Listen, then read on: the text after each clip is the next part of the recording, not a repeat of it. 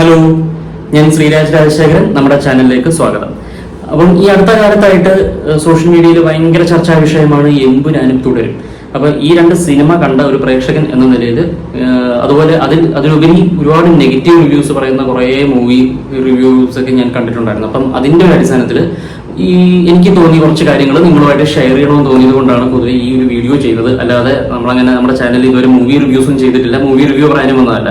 അപ്പൊ എനിക്ക് തോന്നി, ഒരു പ്രേക്ഷകൻ എന്ന നിലയിൽ എനിക്ക് തോന്നി കുറച്ച് കാര്യങ്ങൾ നിങ്ങളുമായിട്ട് ഷെയർ ചെയ്യണമെന്ന് എനിക്ക് തോന്നി. അപ്പൊ അതുകൊണ്ടാണ് ഇനി വീഡിയോ ചെയ്യുന്നത്. അപ്പൊ ഇതുവരെ ഈ ചാനൽ സബ്സ്ക്രൈബ് ചെയ്യാത്ത ആൾക്കാർ ആരെങ്കിലും ഉണ്ടെന്നുണ്ടെങ്കിൽ ആദ്യം തന്നെ ഈ ചാനൽ ലൈക്ക് ചെയ്യുക, ഷെയർ ചെയ്യുക, സബ്സ്ക്രൈബ് ചെയ്യുക.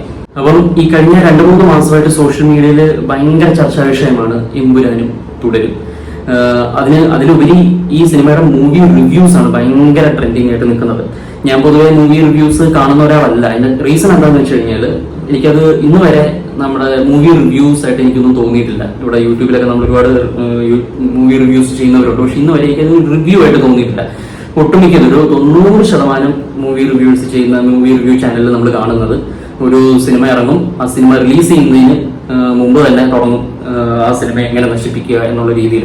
അല്ലെന്നുണ്ടെങ്കിൽ ആ സിനിമ റിലീസ് ചെയ്ത് ആ സിനിമ ഫസ്റ്റ് ഷോ തീരുന്നതിന് മുമ്പേ നെഗറ്റീവ് കമന്റ്സ് അടിച്ചു കൊടുക്കുക. നെഗറ്റീവ് കമന്റ്സ് എന്നുള്ളത് മിക്കതും ആ സിനിമയിൽ അഭിനയിച്ചിരിക്കുന്ന ഒരു പർട്ടിക്കുലർ നടനെ വന്ന് ആക്ഷേപിക്കുക, ബോഡി ഷെയിമിങ് ചെയ്യുക, ഇങ്ങനെയൊക്കെയുള്ള കമന്റ്സ് ആണ് നമ്മൾ കൂടുതൽ കാണുന്നത്. അതുകൊണ്ട് തന്നെ ഞാൻ ഈ മൂവി റിവ്യൂസ് എന്ന് പറഞ്ഞൊരു കാര്യം ഞാൻ പൊതുവെ കാണാറില്ല. പിന്നെ ബൈ ചാൻസ് നമ്മുടെ സുഹൃത്തുക്കളൊക്കെ അയച്ചു തരുന്ന റിയൽ കോണ്ടന്റ് ഒക്കെ ആയിട്ട് വരുന്ന ചെറിയ ചെറിയ ക്ലിപ്സ് നമ്മളിങ്ങനെ കാണാറുണ്ട്. അപ്പം അതുകൊണ്ടാണ് കാര്യം ഈ സിനിമ ഇപ്പം എമ്പുരാനാണ് ആദ്യം റിലീസ് ചെയ്തത്. അപ്പം എമ്പുരാൻ റിലീസ് ചെയ്ത് അന്ന് മുതൽ നമ്മൾ കേൾക്കുന്ന ഒരു കോണ്ടെക്സ്റ്റ് എന്ന് പറയുന്നത്, സിനിമയിലൊന്നുമില്ല, ലാലേട്ടൻ ഒരു കറുത്ത കോട്ട് എടുത്ത് ഒരു കൂളിംഗ് ഗ്ലാസ് വയ്ക്കുന്നു, അങ്ങോട്ട് നടക്കുന്നു ഇങ്ങോട്ട് നടക്കുന്നു, അവിടെ രണ്ട് ഡയലോഗേ ആ മനുഷ്യന് കൊടുത്തിട്ടുള്ളൂ. ഇങ്ങനെയുള്ള കുറച്ച് കാര്യങ്ങളാണ് നമ്മൾ കണ്ടത്. അപ്പം അതിനുശേഷം ഫസ്റ്റ് ഓഫ് ഓൾ ചെയ്യേണ്ട ഒരു കാര്യം എന്താണെന്ന് വെച്ച് കഴിഞ്ഞാൽ, അനാവശ്യമായിട്ടുള്ള ഹൈപ്പ് ഒരു സിനിമയ്ക്ക് കൊടുക്കാതിരിക്കുക. കാര്യം നല്ല സിനിമയാണെന്നുണ്ടെങ്കിൽ ഓട്ടോമാറ്റിക്കലി ജനങ്ങൾ ആ സിനിമ ടേക്ക് ഓഫ് ചെയ്തോളും. അതിന് ബെസ്റ്റ് എക്സാമ്പിൾ ആണ് തുടരും. അപ്പം കമ്മിങ് ടു ദ പോയിന്റ്, അപ്പൊ എമ്പുരാൻ ഈ സിനിമ എന്റെ കുറച്ച് സുഹൃത്തുക്കൾ കണ്ടായിരുന്നു. അപ്പം ചിലര് 1-2 പേര് കണ്ടിട്ട് എൻ്റെ അടുത്ത് പറഞ്ഞു, പറയുന്ന പോലെ അങ്ങനെ മോശം അഭിപ്രായമൊന്നുമില്ല, കുഴപ്പമില്ല, ആവറേജ് മൂവി, കണ്ടുകൊണ്ടിരിക്കാം, ഇതൊക്കെയാണല്ലോ ഒരുമാതിരി ഇഷ്ടപ്പെട്ട ആൾക്കാർ പറയുന്നത്. അപ്പം ഇങ്ങനൊരു കമന്റ് എന്നോട് പറഞ്ഞു. അപ്പൊ അതിനുശേഷമാണ് ഞാൻ ഈ സിനിമ കാണുന്നത്. അപ്പം ജെന്യുവിൻലി എനിക്ക് തോന്നിയൊരു കാര്യം എന്താണെന്ന് വെച്ച് കഴിഞ്ഞാൽ, ഒബ്വിയസ്ലി ഇതൊരു ലൂസിഫർ ഫ്രാഞ്ചൈസിയുടെ സെക്കൻഡ് പാർട്ടാണ്. അപ്പം ഈ സിനിമയുടെ കഥ പശ്ചാത്തലത്തിൽ ഈ സിനിമ നടക്കുന്നത്, ഈ സിനിമയുടെ കഥ എവിടെയാന്ന് വെച്ച് കഴിഞ്ഞാൽ UK-യിലും അല്ലെങ്കിൽ ജർമ്മനിയിലും കൊറിയയിലും ഒക്കെ നടക്കുന്ന കഥകളാണ്. അപ്പം ഈ സിനിമ ഒരിക്കലും നമുക്ക് ഇവിടെ പാലയിലും ഫോർട്ട് കൊച്ചിയിലും കാടാമ്പുഴയിൽ നിന്നും കൊണ്ട് നമുക്ക് ഷൂട്ട് ചെയ്യാൻ പറ്റത്തില്ല. അപ്പൊ നമ്മുടെ ഒരു മലയാളി ഓഡിയൻസ് എക്സ്പെക്ട് ചെയ്യുന്നത് എന്താണെന്ന് വെച്ച് കഴിഞ്ഞാൽ, അവതാര പിറവികളുടെ മുഴുവൻ രൗദ്രഭാവവും ആവാഹിച്ച ഈ മൂർത്തിക്ക് ഇപ്പൊ പേര് നരസിംഹം എന്നാണെന്ന് പറയുമ്പോഴത്തേക്ക് നമ്മുടെ രാജാവ് അല്ലെങ്കിൽ നമ്മുടെ ലാലേട്ടൻ വെള്ളത്തിൽ നിന്ന് ഇങ്ങനെ പൊങ്ങി വരുന്നു.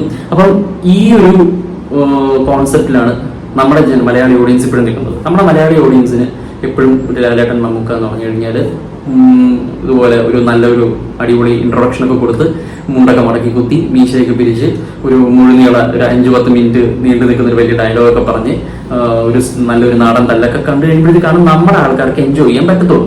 അപ്പം അതിന് ചില ആൾക്കാർ പറയുന്നത് ഇപ്പൊ ആ കാലമൊക്കെ കഴിഞ്ഞു, ഇപ്പൊ ഫീൽ ഗുഡ് മൂവീസ് ആണെന്നൊക്കെ പറയും. നമ്മൾ തിയേറ്ററിൽ കയറുന്നത് ഒരു റൂമിനകത്ത് ഒരു ക്യാമറ കൊണ്ടുവച്ച് അവർ എല്ലാവരും കൂടി ചുമ്മാ സംസാരിക്കുന്നത് കാണാനല്ല, നമ്മളെപ്പോഴും ഒരു അടിച്ചു പൊളിക്കാൻ വേണ്ടിയിട്ടാണ് ഒരു തിയേറ്ററിൽ കയറുന്നത്.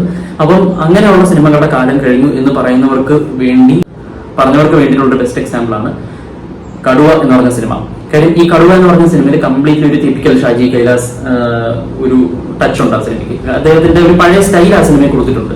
അപ്പം ഈ പറഞ്ഞതുപോലെ ഒരു നല്ലൊരു ഇൻട്രൊഡക്ഷൻ, നല്ലൊരു വേറൊരാൾ ഒരു ഹൈപ്പാതി ആ ക്യാരക്ടറിന് കൊടുക്കും, അതിനുശേഷം ആ ക്യാരക്ടറിനെ ഇൻട്രൊഡ്യൂസ് ചെയ്യുന്നു, ഇതുപോലെ ഒരു നല്ലൊരു സ്റ്റാൻഡേർഡ് നാടൻ തല്ല. അപ്പൊ ആ ഒരു സംഭവങ്ങളുണ്ട്. അപ്പൊ അതൊക്കെ ഒന്ന് എൻജോയ് ചെയ്യാൻ വേണ്ടിയിട്ടാണ് നമ്മൾ തിയേറ്ററിൽ പോകുന്നത്. അപ്പം ഇത് ഈ എമ്പുരാൻ എന്ന് പറഞ്ഞ സിനിമയിൽ നിന്ന് ഓഡിയൻസിന് കിട്ടിയിട്ടില്ല. കാര്യം നമ്മൾ എപ്പോഴും പോകുന്നത് ഇത് Empuraan means completely it's A Hollywood സിനിമയുടെ അതേ ഒരു സ്റ്റൈലിലാണ് ഈ സിനിമ കംപ്ലീറ്റ്ലി ചെയ്തു വെച്ചിരിക്കുന്നത്.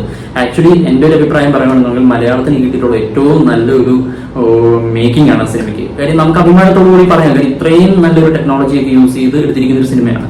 അപ്പം അത് സാധാരണ ഓഡിയൻസിനകത്ത് അക്സെപ്റ്റ് ചെയ്യാൻ പറ്റില്ല. ഇപ്പൊ നിങ്ങളുടെ കയ്യിൽ, നമ്മുടെ കയ്യിൽ, നമ്മളിപ്പം വെറുതെ ഒരു വീട്ടിലിരിക്കുകയാണ്, നമുക്കൊരു സിനിമ കാണാമെന്ന് തോന്നുന്നു.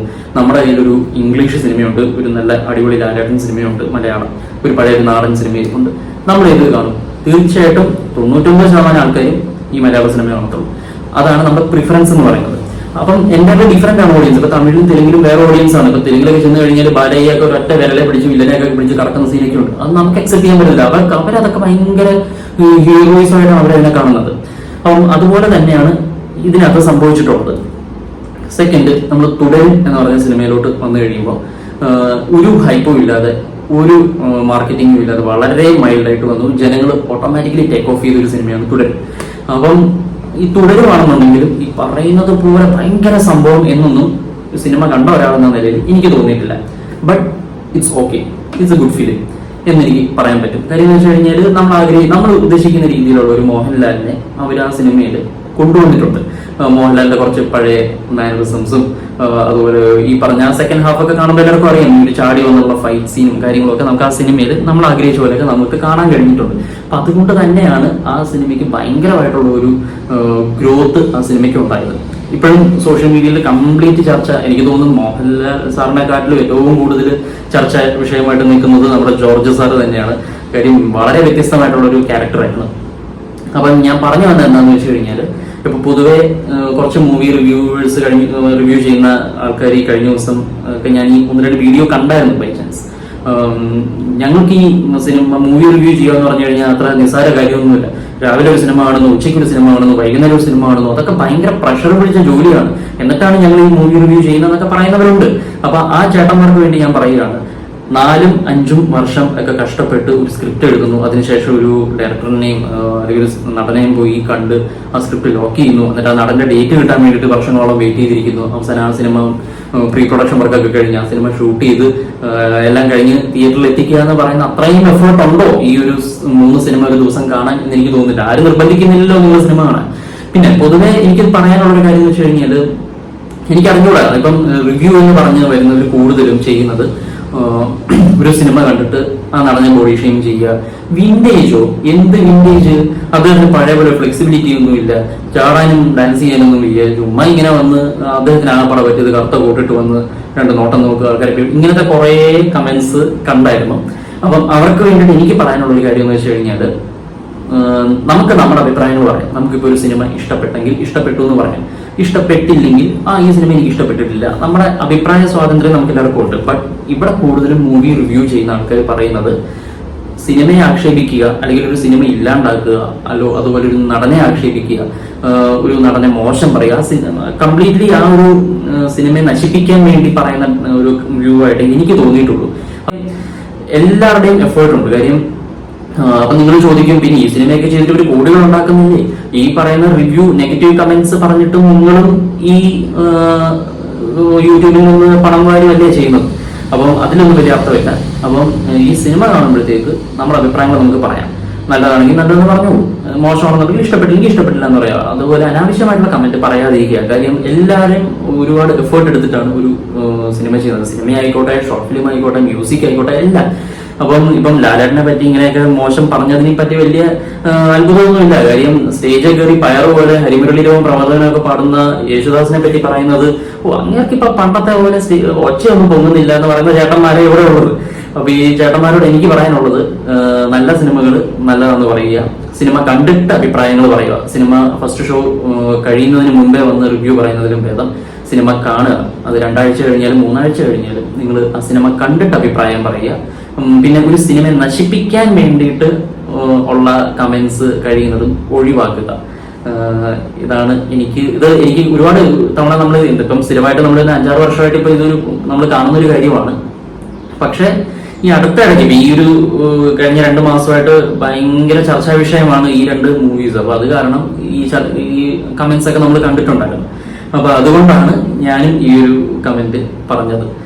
അപ്പം അതുകൊണ്ട് ഈ ഞാൻ പറഞ്ഞ കാര്യങ്ങളിൽ നിങ്ങൾ യോജിക്കുന്നുണ്ടെന്നുണ്ടെങ്കിൽ നിങ്ങൾ കമന്റ് ചെയ്യുക, യോജിക്കുന്നില്ലെങ്കിൽ കമന്റ് ചെയ്യുക. അപ്പം അടുത്തൊരു വിഷയമായിട്ട് വരുന്നിടം വരെ ഗുഡ് ബൈ.